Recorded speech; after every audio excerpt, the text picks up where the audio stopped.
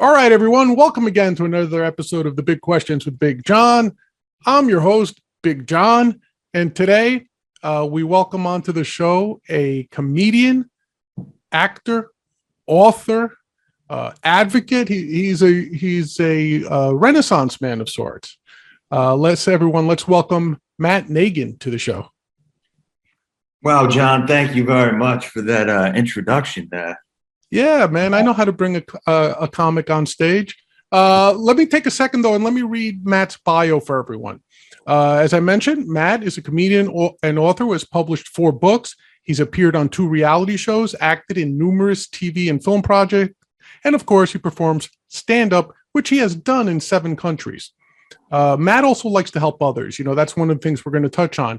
He spent several years as a talent and show coordinator for the Gotham Comedy Foundation, which is a charitable organization that brings comedians to hospitals and to senior centers. And I guess really what you're trying to espouse there is that medicine really is the best. Laughter really is the best medicine, right? So that's an interesting thing we want to talk about. He has also been involved with the Crohn's and Colitis Foundation, and in 2019 was granted the Long Island chapter's Mission Award.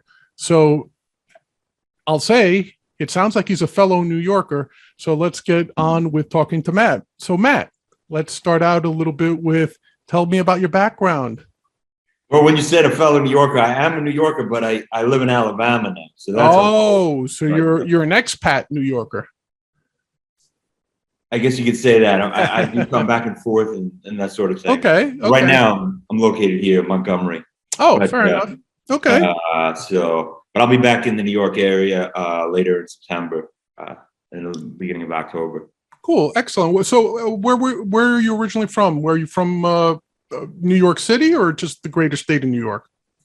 Well, I was born in Queens. I grew up in the Long Island area. Went to Jericho High School, and then I lived in LA for a bit. Then after college, I went to Cornell. Then I lived in LA for a little. Then I went back to New York, and I lived in New York City for many years, a number of years, almost 2 decades or something. Yeah. So now I've been living down here about a year and a half or so. Oh, okay. Well, I'd love to ask you a couple of questions about that. So, I say a fellow New Yorker. I'm a Bronx boy myself. You're from Queens.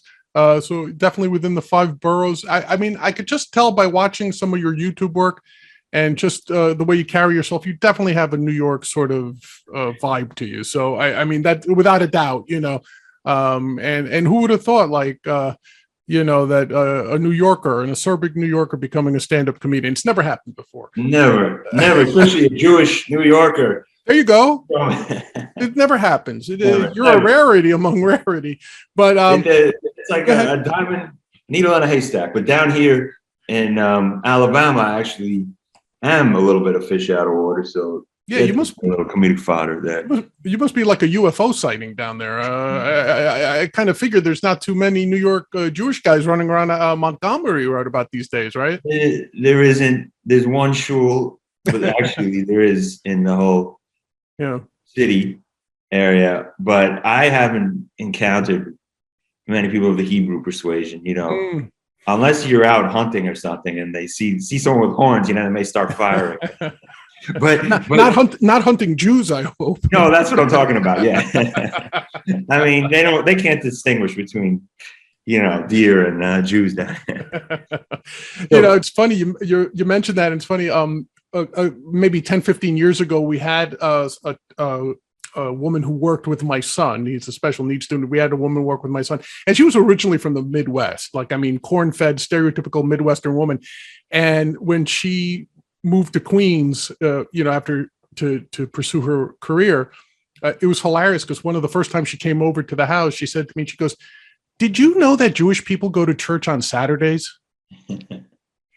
Like the concept of a Jew was so, and Judaism in general was so foreign to her, but she was like a college educated woman. It's not like she was some hayseed fell off the back of a truck, and it struck me. Being a New Yorker, you just assume that you know about a lot and you're exposed to so many different cultures and so many different ethnicities that you kind of forget that, 95% of the country is pretty homogeneous. They're not exposed to that. That is very true. And some people here never met a Jew, some of the rednecks. How do you deal with that? They want to pet you, and take you around to the family.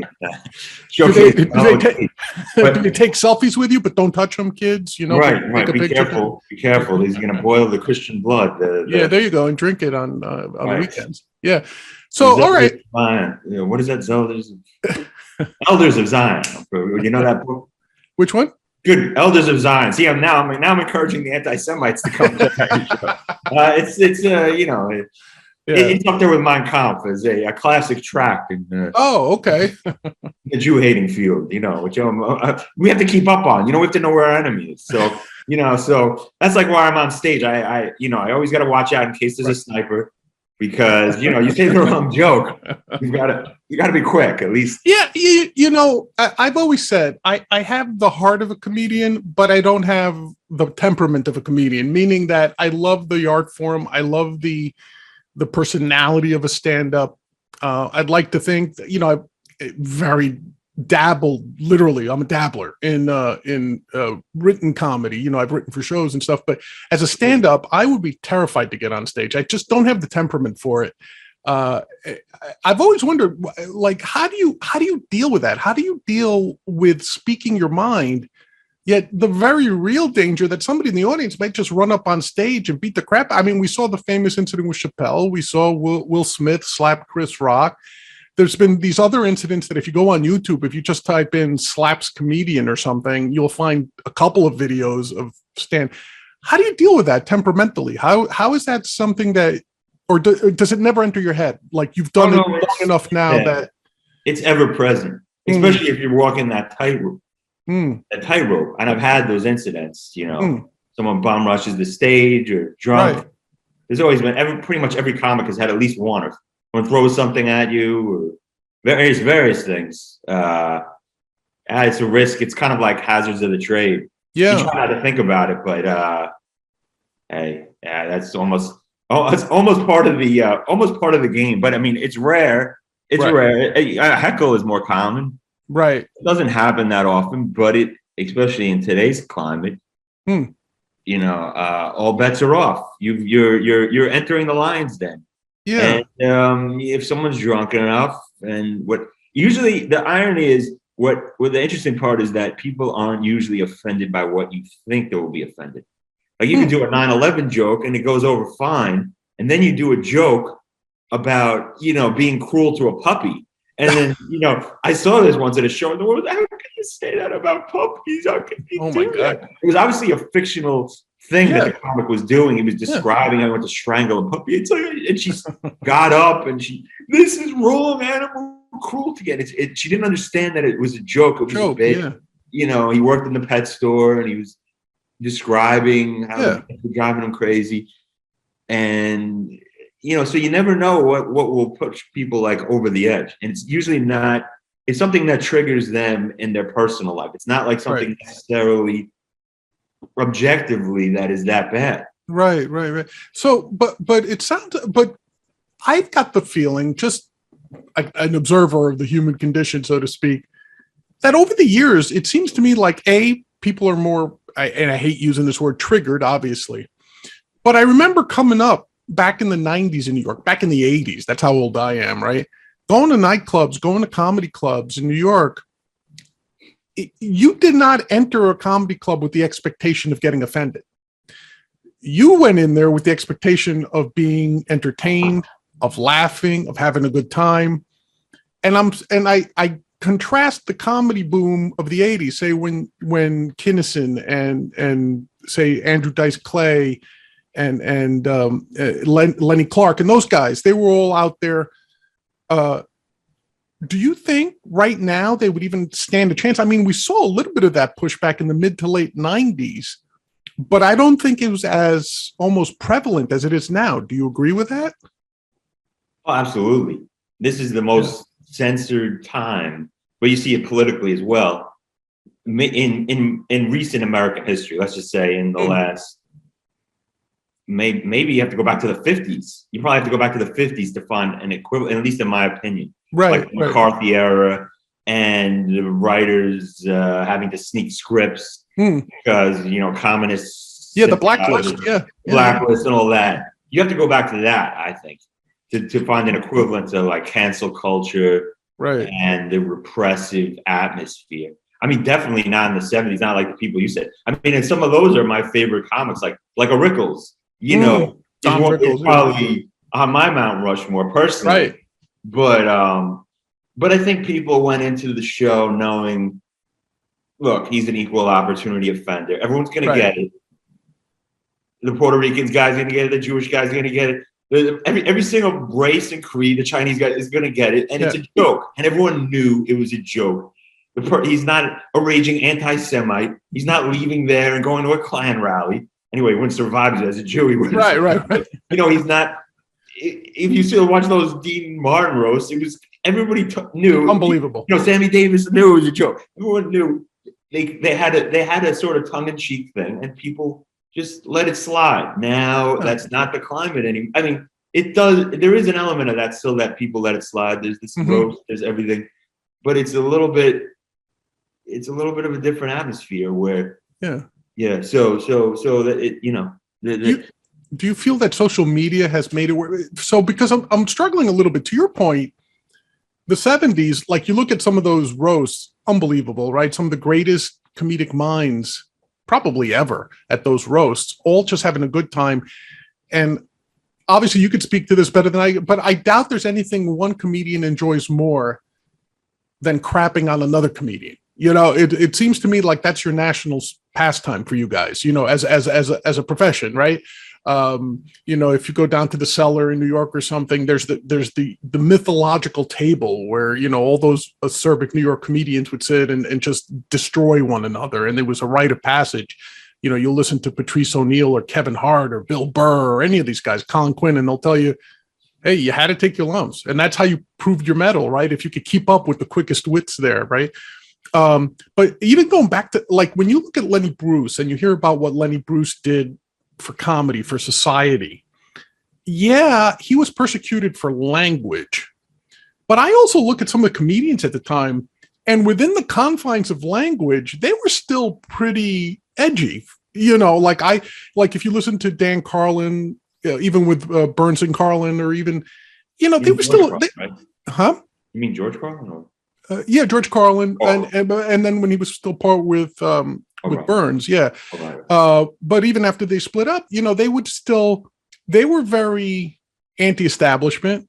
They were still very edgy. Yes, they couldn't say the F word. They couldn't, like Lenny Bruce famously getting into a courtroom and the court stenographer comically having to type everything that he allegedly said during a nightclub act and have to enter it into the court record, right?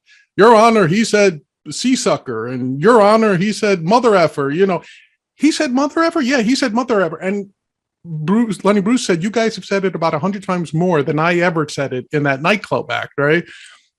Language was a big issue. He fought against that. He suffered for that, obviously, probably ended up committing suicide over it. But they were still edgy.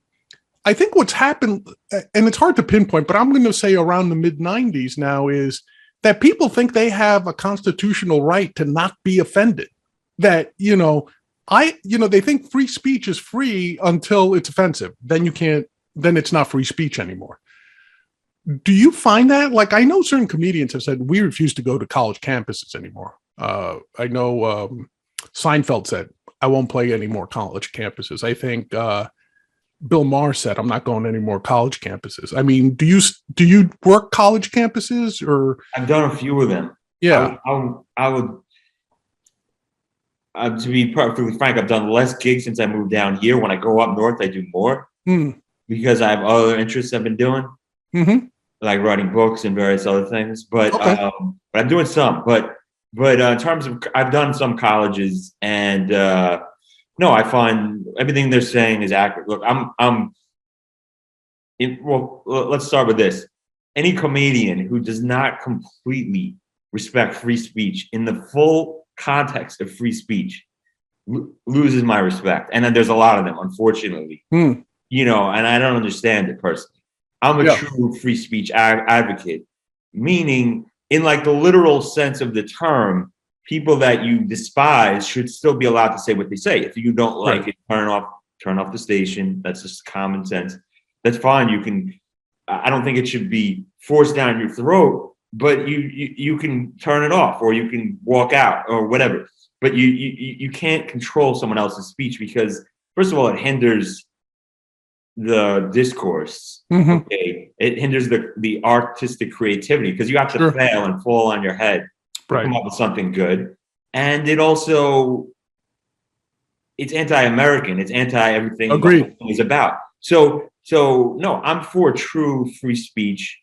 Everyone should be allowed to speak. Klan members, Nazis, like everything, should be allowed on the table. Obviously, there's the one level of, if you're truly inciting violence, that could be one thing. But outside of that, especially in a comedy context, people used to go to a club and know these are jokes for this one night. And there are, to be fair, there are a lot of people that do. And a lot of the people getting offended are these, like Twitter bloggers that don't even go to comedy shows. Right. And at the actual shows, most people, it's a different crowd. And that's really what you got to cater to as a comedy. You can't get dissuaded by those other, because there's always going to be some guy, and you take it out of context, or you put it on, not that I'm at the level of news, but, a big comedian like Louis C.K. says something. And, now it's all over the news. Now they're taking a snippet without putting it in context, out of a routine. And you can make any comedian look bad. You can make anything look bad. You go through movies, you could do that. Right. Oh, wow, this horror movie. Look what he did. You can get offended by anything. So it's totally, like 20 years ago, it would have been an absurdity to even consider doing something like that. Like I thought there was more respect for the creative person. Right. Just like there's respect if you go to the opera. You might not agree with everything you see at the opera, or like the way the person's, but you would hear it out, and you would watch it. If you don't like it, you can leave. That's fine. That's your right. But a comedian is doing something. He's doing a routine. He's doing something that he's worked on. I don't know. I came up with a huge respect for those people. I didn't always. A lot of times when I was young and I was watching comedians, I would totally disagree with what they had to say. I didn't like anything I didn't like their politics. I didn't like their point of view, but I still found it funny because they were so convinced of their point of view and they were so passionate about it that it was funny. It was just funny. Some guy saying these crazy things. Oh, sure. Yeah. And I have to ask you, like, why do you think it is that there seems to be this delineation between comedians and, say, actors? You mentioned opera singers. Like, it's almost like no one will crap on an actor for taking a role where the character was distasteful, right? That, like, nobody walks around. You were in Hunters on Prime, right? So nobody walks around thinking Al Pacino is an ex-Nazi who pretended to be a Jew to kill other Nazis, right? Like, people understand he's playing a role. You could find that character despicable, right? And say, oh my God, he made that movie that series almost unbearable for me. And then all of a sudden, but it's like, hey, Al, can I get your autograph? Whereas you guys make a joke, comedians make a joke, and it's like, no, they must really believe it. They must really want to drown those puppies, or they really, whatever, whatever it happens to be. Right. Yeah, that is a big problem. I think as part of it is also ignorance, just my personal opinion. Because I'm coming from a little bit academic background too, because I taught college a bunch of years. Yeah, I mean, if you look back in history, like you go to A Modest Proposal, I'm going back to the 17th century here, Jonathan Swift, the writer of Gulliver's Travel, this essay, probably familiar, A Modest Proposal, was the proposal was that they solve the problem of poverty in Ireland by using mothers with a lot of kids, homeless mothers, they could sell their babies as food to rich noblemen, and it would make a delightful dish. And he goes on this whole absurd characterization of how good the babies are going to taste delicious. The mothers will have money. There won't be poverty. You don't have to feed all. And it goes on with all these, very graphic terms. Right. And I've seen students, they read that and they're horrified. They're like, how could someone say this? You want to eat babies? You know, this is a madman. This is a psycho. Not realizing that it's a level of satire. Right. The narrator doesn't really think this. He's pointing out the lack of solutions to this poverty problem by putting out this crazy thing and making it sound plausible. Right. So this is like a common like trope or a common technique in comedy for hundreds of years. Sure. To satirize things, to parody.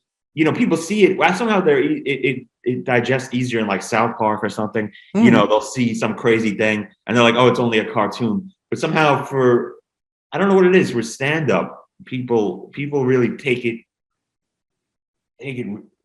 sometimes realistically or something. Is it because, and I was really thinking about this because your point about the cartoons was something I thought of. You're right.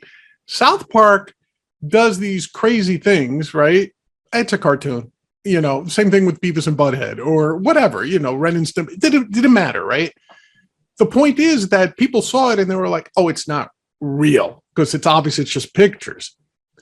Is it also the stand-up, when you listen to people who describe the art of stand-up, they'll typically say that a successful stand-up incorporates his or her own experiences into their act. That, you know, the best comedians are the ones that can take their own pain, their own experience, and turn it into something funny. Do you think that that's part of it, maybe? That people are saying, well, if that's what it takes to be a funny comedian, then maybe Nagin does want to choke those puppies. Maybe he's done it in his past. That's why he's joking about it now. Oh. Or whatever the joke is. Do you think that has something to do with it?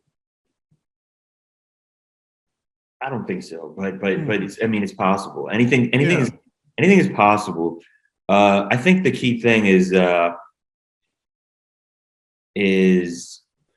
one of the dangers of it all is that then, and I've fallen into this myself, I have to admit, it's hard enough to get an audience on your side, right? There's already a lot of things. The bar is set high. So a lot of it with me is writing, planning, you know, understanding what I'm doing. There's a level of riffing, but having it very clearly sculpted out. So the point is, I can do material on all kinds of stuff. I have a lot of material that's more political, more edgy. But in this particular climate we're in, particularly lately, you don't want to tank your set. So there's a tendency sometimes, and it's dangerous.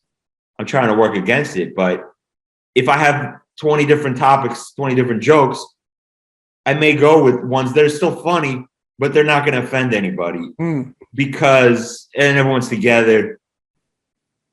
And I wonder that sometimes that's limiting myself creatively and limiting what I want to say. So that's not always really the best. Right. Because you're choosing safety. You're choosing safety in that case, right? You're choosing the safer, like you're not saying they're your B jokes, right? They're still your A, it's still your A material, but you know that I've done them before.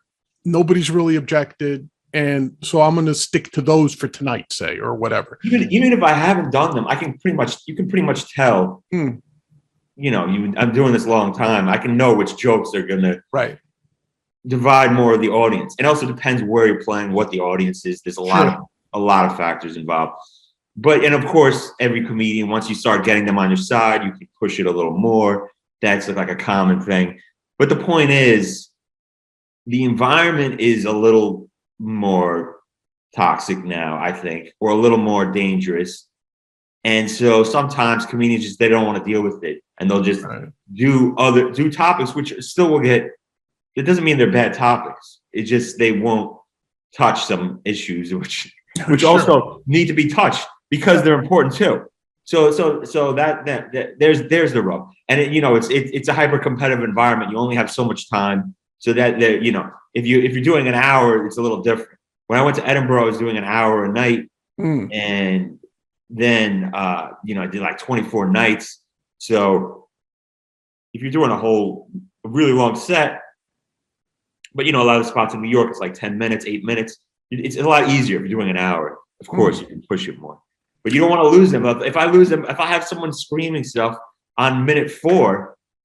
It could still be an okay set, but it's not going to be what I was hoping, right? Because I have to deal with that. Or you lose part of the crowd. So it's like a weird thing. It's a weird thing. That's the one drawback of this environment. And I think the comedians have to fight through it, not cater to that. Yeah. And it's easier said than done, though, like in this climate right now, especially like I think the last year or two has been a little crazy. A lot of stuff's been going on. And people are nuts, ever since the COVID, the monkeypox, the what happened, like you said, the Will Smith thing, people getting attacked, Chappelle getting attacked. There's so many things circulating now. The politics are very heated. It's not like a normal environment, So I agree. I got to ask you a question though, and we'll move on because you said stand-up isn't necessarily your primary focus these days. But last question is, one of the things that I probably before on my bucket list is to try to get up and do like an amateur night set, or something, like see if I could string together 10 minutes or 5 minutes. I don't even know how much material I could put together. But one of the things though that's prevented me from doing that so far is I have a temper, and the concept of someone yelling at me and heckling me and I might be tempted to just forget my set and just go after that one person.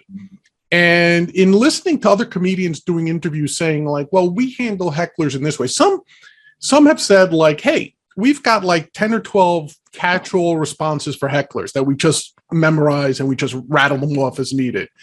Others, like I remember one of my favorites of all time was Patrice O'Neill, and he would say, if they're going to make my life miserable, I'm going to make their life miserable. Meaning that he was willing to bomb his entire set and sit in awkward silence if he had to, because that was the way he chose to deal with it, right? How do you deal with that? How do you deal with, say, if it's just not happening one night, if the jokes aren't working, the crowd isn't into it, you've got 2 or 3 drunken hecklers, there's a bachelorette party in the front row, whatever. Like, what's your method of dealing with that? Because to me, that might be the most terrifying part of stand-up in my mind. After you do it, like everything with stand-up is like familiarity. So after you do it a while, it's not so terrifying. But the reality is there could be situations where you can't get out of. So what most people see is specials like on TV where it's all polished and there's a level of fabrication, especially if it's like a late night set. Oh, sure. They're told to laugh. But if you're like in a real club and you're not, they're not coming to see you, that's a little different because it's rare when you would have that. Like everyone's going to see Bill Maher. They're mostly fans of him. So he's not going to have like a crazy heckler. They pretty much know what they're getting. Right. If you're just seeing random, like a mixed bill set, show in a club or a bar or wherever it is, or a VFW hall or whatever charity event. It could be anywhere. But the point is, you're doing your set. They may not expect what you're getting, and you could have all kinds of situations go down. Some which even might not. You may not have a great set. It could in theory derail you to a certain extent. Right. The one thing you can't do is have the heckler totally beat you. You're going to lose the entire respect of the audience. Usually, they're not that. In my opinion, most of the time, they're not that eloquent. They're drunk. So usually you can beat them with intelligence. You take pause. I sometimes let's hear them out a little bit and then work off that. You may ask them a couple questions and then they're usually going to give you material that you can actually maybe make funnier than what you were writing. Right. But yeah, personally, I try not to get mad, a little bit mad, but try to do it in a controlled way. Right. It's kind of like to me, it's kind of like the same thing with relationships. I don't know if you ever had this, but I've done a lot of therapy and stuff in relationships. I haven't, no. Oh, well, these shrinks always say there's like react and respond. So like your girlfriend or your wife says something that really pisses you off, which will happen. Of course. Or your significant other boyfriend, whoever you're dating says something. And, in those dating scenarios, sometimes you can get more angry than anyone else than friends because they know your triggers, right? And everyone's falling. Sometimes we fly off the handle, get really mad, right? And that usually is counterproductive. If you can stay calm and respond, say your point, but like in a calm, collected way, direct, keeping your composure, it usually goes further, and you can maybe more likely to get through to them. So I think there's a little bit of that to that. You don't want to go off the handle, but you also don't want to seem panicked or like they're affecting you. That's even worse, because then if you're overcompensating, angry, the thing about stand-up, I'll say, is that audiences, in my opinion, can read the truth. Okay, there's like a bullshit detector. I don't know what the right. No, it's okay. Go ahead. Yeah.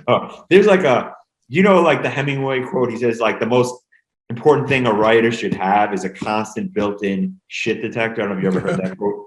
I haven't, but it sounds like something Hemingway would say. Yeah. But I always love that quote, and there's something about that, like an audience, I think, has that. They kind of can tell. Like if you're afraid, they're gonna lose respect for you because you're supposed to be leading. So, or if you're panicked or something like that, that's just a reality of. It's a very primal thing, even if it's very subtle. Just like a little nerve, unless it's like an act like Woody Allen or something, or like Richard Lewis. Right, that's different. It's sort of like part of the shtick. Well, that's so over the top that it's part of the act. Yeah, definitely. Yeah, but if you're like truly panicked, usually, unless you put it into part of your routine or your character, the audience is not going to feel comfortable. And so I think they can tell. And they can also, that's another reason what's great about stand-up. That is good. It's good and bad. Is that if you're really in the moment, you're true to what is going on. Like you comment on what's going on or whatever. Sometimes there's things going on. The waitress spills a drink or there's some weird woman in the front and you integrate that in somehow. Audiences appreciate that because it doesn't seem so scripted. It doesn't seem forced. But I do think the one caveat with that is, a lot of comedians, people like Howie Mandel, they're like, how did he come up with all that?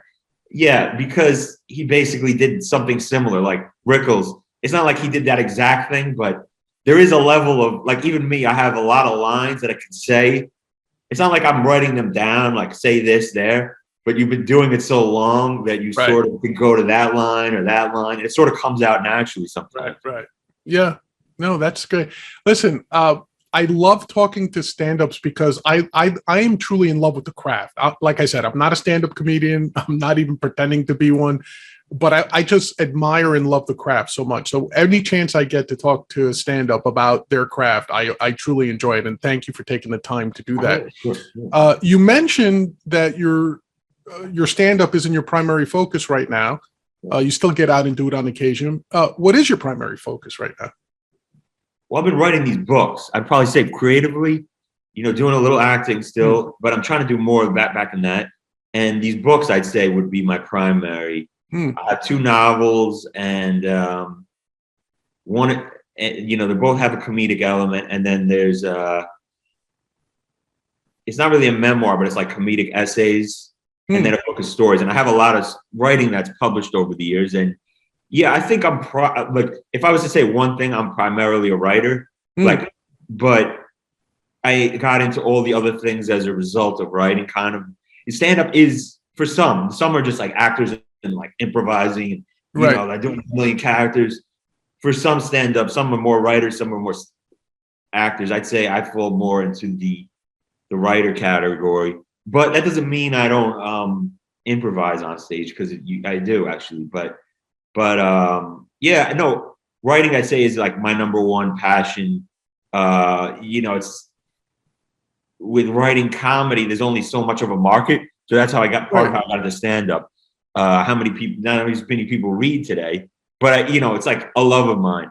And I'll just say a little over 6 years ago, I was hit by a car, crossing the street. And I had a lot of problems from it. I had like 27 stitches and stuff. There was glass in my arm. I don't know if you can see, I had scars here, but all kinds of problems, like tendon hernia. It's not to get into the whole thing, but the point is, I thought I could have died in that scenario because the car hit me. It's a long story, but the short version is, one more step, I think I would have died. The car was going very fast. Right. So it was like one of those moments where I was like, I thought to myself, what do I really want in my life? Like, what was coming to me was just like, wow, I wish I'd finished those books that I didn't. And it was such a strong feeling that it's inspired me to this. I'm still been working on some of this stuff, which I'm almost complete. But yeah, it was like very overpowering. And I trust that. I'm very like one of people say don't do that. Don't go by your emotions, I do that with relationships too. Don't go by your instincts. But I'm a very kind of instinctual type person. How long ago was that? But how long ago was that accident, Matt? 6 years ago, believe it or not. Yeah, I had a similar situation where I was in a very bad car wreck 8 years ago. I was paralyzed for 6 months. I had a broken neck, a shattered hip. My face was busted up. And I remember at the moment of impact, because I got T-boned basically. And I remember that it came out of nowhere. And before I lost consciousness, it was really weird. Like, I didn't have that your life flashes before your eyes moment or anything like that. But I remember the last conscious thought I had before I woke up in the emergency room was, it's been an okay life. Just like that. It was just like, it's been an okay life. I have no regrets, because I honestly thought that was my last breath. I mean, it's funny what you think of in that moment, And for me, I've noticed that ever since then, other than my family, I don't have too many, I don't have too many fucks to give for people, that I find to be intolerable. And I also doubled down on my vow to be a free speech absolutist, so I understand there's a time and place, but I always say, if you ever hear me apologize for an opinion, I'm being insincere, because I'll apologize for an error in fact. Like if I said, person did X and they did Y, my bad. But if someone says, I want you to apologize because you think X, Y, Z, no, sorry. That doesn't work that way. So I understand what you're saying by that sort of flash of you saying, like, if it ended there, would you have said, I'm okay with my life at that point? And it sounds to me like you said, I still need to do something. Am I done? And it sounds to me like you thought you weren't at that point. Is that the case?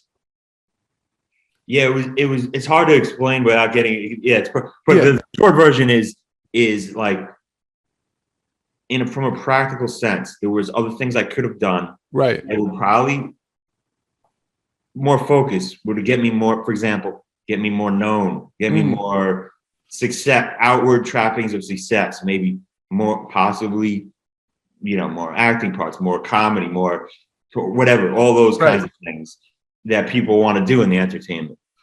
And I know that for a fact. It doesn't matter whether or not, but the point is, choosing to write books is a risky proposition. Yes. Because there's not as many people reading books. Let's just be real.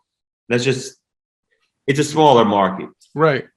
So I obviously that was self-evident,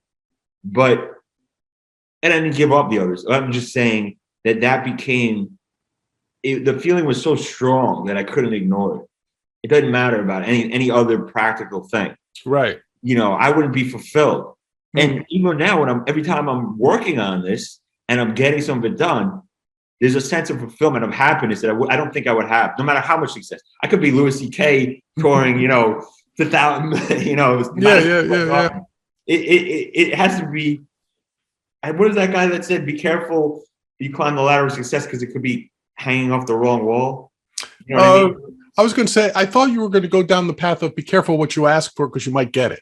Right. I thought you were going to say that, but I guess it's the same concept. Yeah, just there's definitely pitfalls to success. There's absolutely no doubt about that in my mind.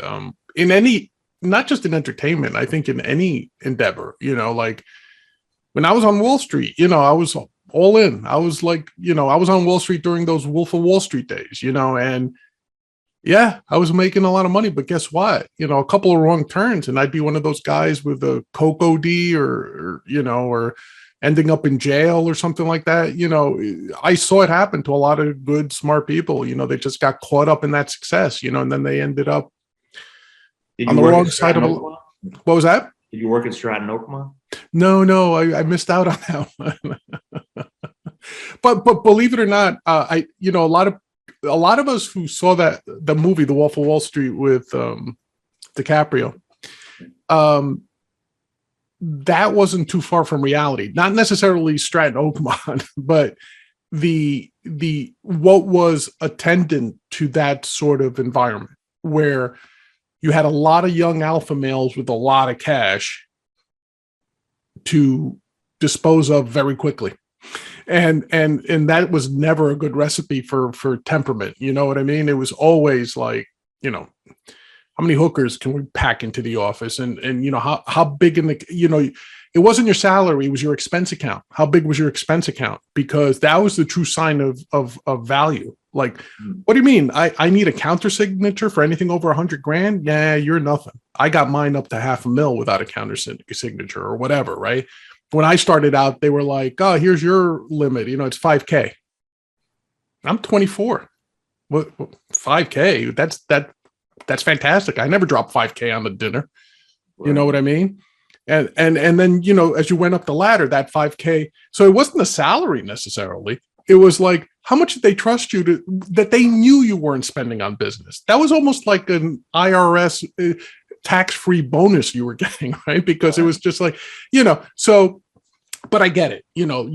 I get how people could say, oh, I can't wait to be as big as Louis C.K. or as big as Chappelle or whoever, And then when you get to that point, it's like, I've got all. No, I probably that will never happen. I'm just. No, saying, I understand, but I was using it as an extreme example. Yeah. I get it. Yeah, that was great. Okay, so you mentioned you're into writing. Your latest book was that "Do Not Feed the Clown," right? I haven't put anything out since that book, since 2019. But I have a story coming out in an anthology, and I'm forgetting the title now. But I should have had it. But it's some kind of weird tale anthology, which is looks pretty good. They've had like 5 of them. It comes in book form on Amazon, and that should be coming out next month. Okay. And I have stories in a bunch of different journals and magazines and online places, and poems that were, all over. So so I've been writing a long time. It's not like a new thing, right? Scripts too. So, and I made a short film that did some festivals. So, excellent. So yeah. Okay, great. Let me ask you now about, if you don't mind talking about your charitable work. Yeah. Tell us a little bit about that. Well, the Crohn's stuff. I've had Crohn's 30 years. I'm doing great now. Okay. So in terms of that, now I'm actually off all medicine. This probably is, I don't know if this is good for your listeners, if there's someone right wing, but I became vegan. I am somewhat right wing. I consider myself like a right wing bohemian. That was going to be my next question, but okay, go ahead. But I know I usually, most of the stuff, on a few things I go left, it's complicated. Yeah. But the point is, one thing that I know right-wing people hate is vegans, and that is so attached to the liberal side. But I found it was great for me and my own personal health. I'm not pushing it on anyone. I don't tell anyone that they want to. Everyone else should eat what they want. I'm totally I'm just saying it was very good for me and enabled me to get off a lot of medications and improve my life. But in terms of the charitable work. With Crohn's, there's a Crohn's and Colitis Foundation, and I've been involved, and my family's been involved for many years, and there's all kinds of work involved with that. So they did give me an award at Garden City Hotel, and I'll have to share it with you. But there was a rap I did, a comedic rap called Illis MC, and my name was Little Cronesy, so we recorded. A friend of mine, he actually recorded, some real rappers, a lot more in the 80s, but like real big, decent names. Right. And he helped me video it and record it. And so that was great. We played it at the event. They didn't want to play it because it was a little dirty, but we convinced them. And the donor was going to drop out if they didn't because he loved it. And they put it on, and then everyone loved it. And they were like, "Oh, sorry, we said it was, too edgy or whatever." Right. Even the kids were liking it. So that was a great night, except for the fact that my 99-year-old grandma died at the award ceremony at the Garden City Hotel. Oh no! So it was a kind of crazy night. Oh no! Yeah. Wow. I don't mean to chuckle at that, but it's a confluence of emotions there, right? I mean, it was a dramatic night, and I was very close with her. Crazy. She was sharp today. She died, but I still had to go on and do my award because it was like hundreds of people, and I was making a speech also. Right. But I scrapped anything I had written because I was going to do it ended up being a little funny, but I was going to do these jokes and stuff. But given everyone had seen my grandma die, it was a crazy scenario. Right. I went off the cuff kind of, and then they played the video, and it was nice though. Everyone, I dedicated the award to her, right. And it ended up being a really nice night. Of course, it was a hard night at the same time, but yeah, definitely. I didn't know that. I'm sorry to hear that you had to go through that, but okay, you kind of alluded to this before. The way you came to my attention and my partner William Del Pilar's attention is on Twitter. I'm a libertarian. Everyone who watches the show knows that. My partner William is known as a conservative Latino. He's definitely a conservative right winger. So when we manage our Twitter account, we each we promise not to offend the other one. So I'll pick libertarians to follow. He'll pick conservatives to follow, comedians that each one of us likes, and so forth. So he sent me a note and he said, this Matt Nagin, he looks like a New Yorker. You should see if you can get him on your show because he's a conservative, John. He's not a libertarian. He's a conservative. I said, all right, I'll give him a shot.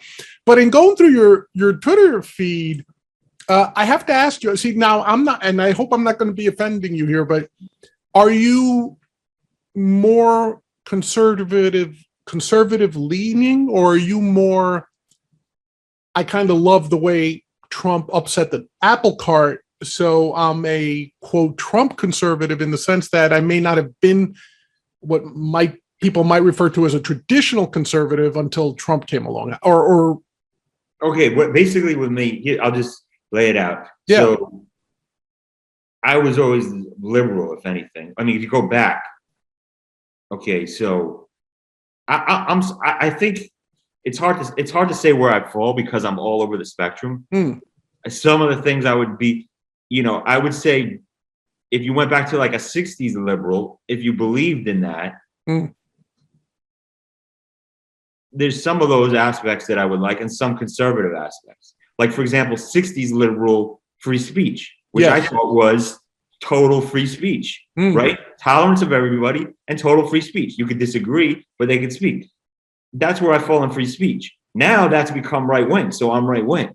You see what I mean? It's not that I don't think I'm the most right wing person. There's a few things that I am like what we call right wing, like immigration. I do think like the wall is a good idea.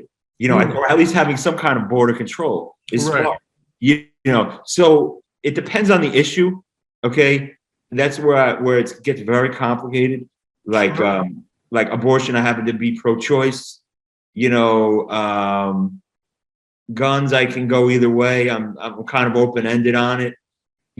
Honestly, the biggest issue that pushed me I was pushed to the right, I believe, was the vaccination, and that's like my Twitter has become less like comedy because I got so angry about it. Right. I never took those products, and I believe in the person's freedom to decide their own health consequences. Right. And that should be their own jurisdiction and their own thing with their doctor. And what I saw in the last couple of years was shocking. Also, as a Jew, I mean, it had such parallels. I know everyone says it, but to me, it had such parallels to the Holocaust, discrimination of every kind against a whole class of people. Right. And, it was so upsetting that I know I've lost a lot of work as a result of some of my views. Right. But I couldn't help it. I just felt this was too big and too important. And so I've been speaking out about the vaccine. I've been I wouldn't say I'm a crazy anti-vaxxer, but in this particular vax, I saw problems from the start, and I was looking at medical literature, and I was trying to warn people. No, a lot of people weren't listening to me.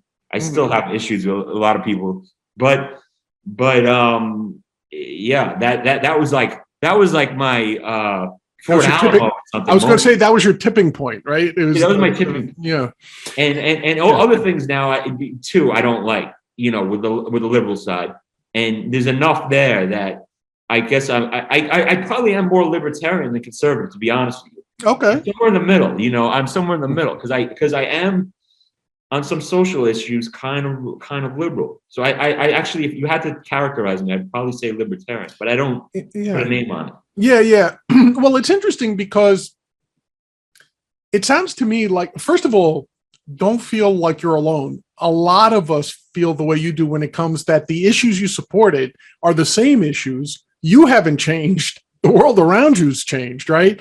So I always say I'm a libertarian. I've been a libertarian for about 25, 30 years. But growing up in New York, obviously you did as well. New York is, being a conservative in New York, is you're a hunted person everywhere, right? Right. So as a conservative in New York, I always used to say the one thing I always faulted conservatives on, going back to even to the Reagan administration, was their objection to complete free speech. Like, so if someone said to me, well, we believe in free speech except for pornography. Nope. If you say I believe in free speech, comma, but, I don't care what comes after the but, you're not for free speech. Free speech means tolerating every idiot that you despise having the same rights as you do. So, yeah, I will argue with people till I'm blue in the face. I will debate them, but I would never say shut them up. I am personally anti-Trump. The worst mistake Twitter ever did was banning him off Twitter. I still believe this. A, because it's morally wrong, I think. And B, I wanted to know what he was thinking. For the first time in our history, we had a guy who told you his stream of consciousness 24/7. We were exposed to it, not some social media manager, him.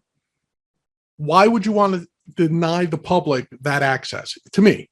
And to your point earlier, Nazis should have free speech too. Guess why? I want to know who the Nazis are. I want to be able to spot them, right? Well, and here's where it gets complicated though, because a lot of left-wing people, true progressives, also agree with us.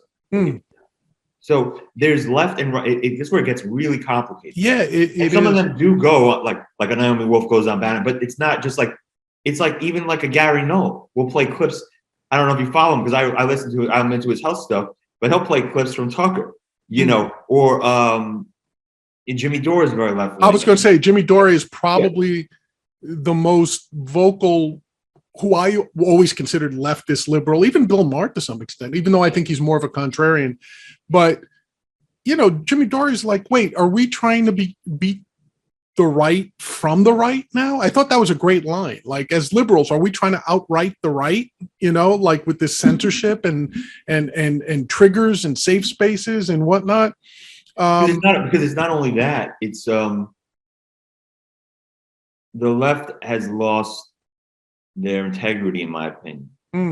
They don't stand for what they stand, and that's how Trump has the door open, whether you like Trump or not. Like the example is, everyone always gives is Assange. If you really support free speech, you can't be locking this guy up and throwing away the key. And then that is just, from what I'm seeing, there's so many others now. The raid they just did on Mar-a-Lago, but also Project Veritas. They went through anyone that has a different point of view. The FBI is weaponized against you, in my opinion. So that's autocratic, and so is shutting down anyone you don't like a doctor like Dr. Malone. And so I'm seeing so much evidence of totalitarianism, dictatorship, and so much evidence of basically almost you're heading towards a fascist state. So when you see that, I'm obviously against that. I can't support that. So that's how I become. He'll say, "Oh, you're a crazy Trump." Not really. first of all, I probably like DeSantis better because of his vaccine stance, but I just don't want any more of what's going on. I think America's going down the tubes. So if it's Trump or Biden, I would take Trump any day of the week. That's just me personally. Not that he's so great. I understand he's flawed. Yeah. No, it's funny because I know a lot of people that have sort of your outlook. My personal belief is if neither one of them represents me, I'm staying home. I'm not voting. I refuse to be part of that because, in my opinion, one of the main reasons we got to where we are is by always voting against someone rather than for someone. So in 2016, I had Gary Johnson to vote for, who I knew he wasn't going to win, but I truly preferred him. He represented my interests. When people tell me like vote for Trump because a vote for Biden kills Trump's chances, or vote for Biden, or the opposite, a vote for Trump kills Biden's chances, And my thing was, I couldn't care less. What makes you think you're entitled to my vote by default, So as a libertarian, you're always in someone's radar, right? I can't tell you how much hate mail we've gotten saying like, those damn libertarians in the swing states that Trump lost, they were the margin of difference. Good. Maybe pay attention to the libertarians next time. You don't get our vote by default. Give us something at least. It used to be that if you were a libertarian, say in the old days, you might align with Democrats who really supported free speech. Like if you were a libertarian and your major gripe, your major concern was free speech, you would likely maybe sort of like hold your nose and vote for a Democrat back say in the mid 70s or late 70s, right? If you were a libertarian whose main concern was the economy, you might hold your nose and vote for Republicans in the 80s when they still believed in free markets and less regulation and all that. But now I've noticed that libertarians in the major parties are just not represented at all. So to me, if you were a libertarian always saying, well, I don't like either one of them, but I'm going to take the lesser of two evils. People don't realize that when you say I'm voting for the lesser of two evils, what you're really saying is I'm still voting for evil. So I kind of harken back to that old George Carlin line. He used to say, people tell me that if I don't vote, I have no right to complain. And what was his famous line was, no, sorry, I'm the only one who has the right to complain because I didn't vote for either one of those two guys. I'm the only one who has a right to complain. So part of it is being able to complain morally, with the moral superiority of saying I can complain. But I understand what you're saying because having heard you describe your various sort of stances and stuff, like I could see very easily where you would be like, I'm almost without a party right now. Like in this particular thing, the immigration may have been you mentioned that the wall may have been your number one concern. So you might float more, or the COVID, you might float more towards the Republicans.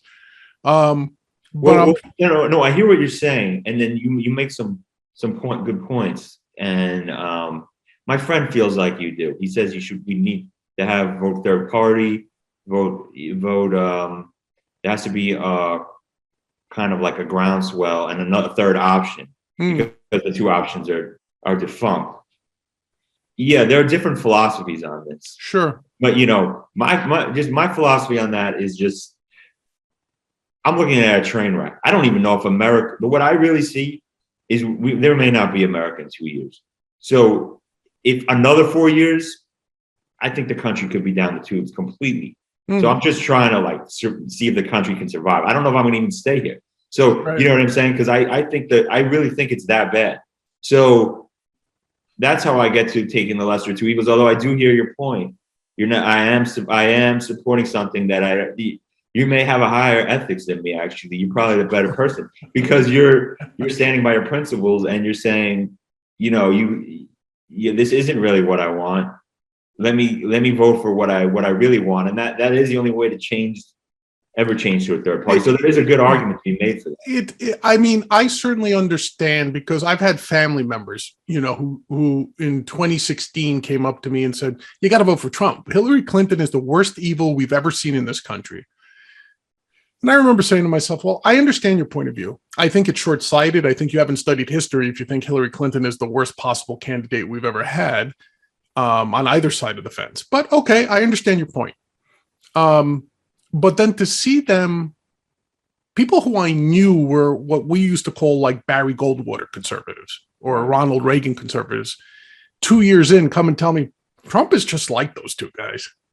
No, he's not. You know, you may like him, but he's nowhere near Barry Goldwater. He's not a Ronald Reagan. He's not a Milton Friedman.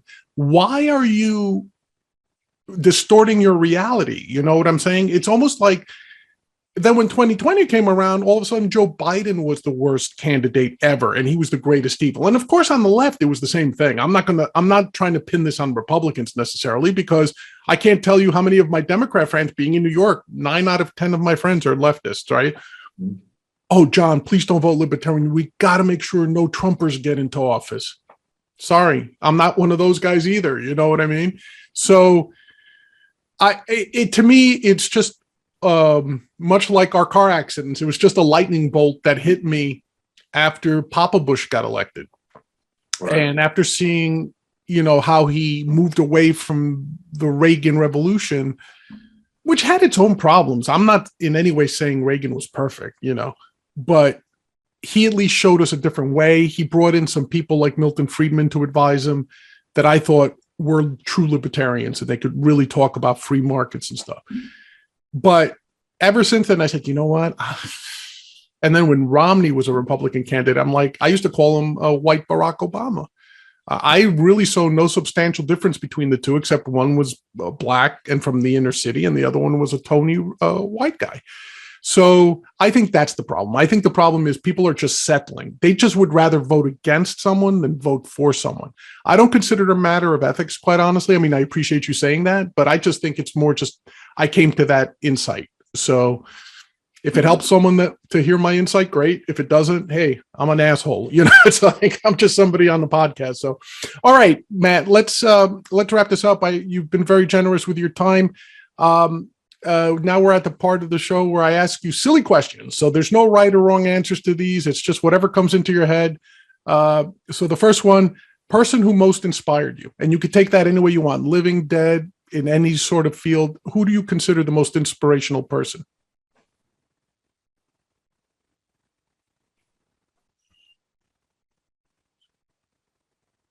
I'd have to say there's a few, but I'd have to say maybe Stanley Kubrick.